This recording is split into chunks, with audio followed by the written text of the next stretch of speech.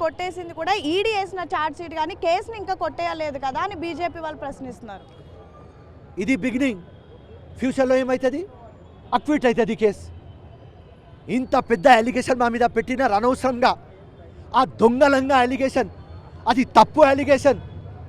So ఆ judge గారు చెప్పేస్తారు. సో ఇక్కడ మారలీ 80% మా విక్టరీ అయిపోయింది. సింపుల్, టైం వచ్చినప్పుడు మేము అక్విట్ అవుతాం.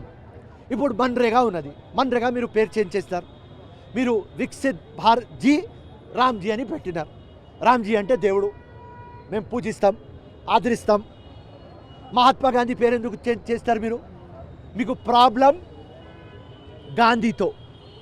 అంటే ప్రధానంగా మీరు ఏ గాంధీ గురించి చెప్తున్నారో ఇదే గాంధీ కుటుంబానికి ఏజేఎల్ నుంచి, యంగ్ ఇండియా నుంచి పెద్ద ఎత్తున నిధులు తరలించారు, పెద్ద ఎత్తున మనీ లాండరింగ్కి పాల్పడ్డారు అంటూ కూడా కేసు నమోదైంది కదా. ఏకంగా ఎంపీఏ కేసు నమోదు చేశారు కదా. కేసు బుక్ అయింది, అలిగేషన్లు పెడుతున్నారు, ప్రూఫ్లు ఎక్కడ? ఇప్పుడు ఎట్లా ఉండాలి అంటే ఓట్ చోరీ ఉన్నది, ఓట్ చోరీ మీద మేము అలిగేషన్ కూడా చేస్తాం, ప్రూఫ్లు కూడా పెట్టినాం. మీరు ప్రూఫ్లు పెట్టాలి కదా, ఉట్టి అలిగేషన్ చేస్తే కాదు కదా. అండ్ ఇక్కడ మారలీ మా విక్టరీ అయిపోయింది కదా. సో ఈడీకి కానీ, ఎలక్షన్ కమిషన్కి కానీ, సిబిఐకి కానీ, ఇన్కమ్ ట్యాక్స్కి కానీ మెహర్బానీ చేసుకొని ఈ కాన్స్టిట్యూషనల్ అటానమస్ బాడీస్కి మీరు ఒక వెపన్ లాగా యూజ్ చేయకండి.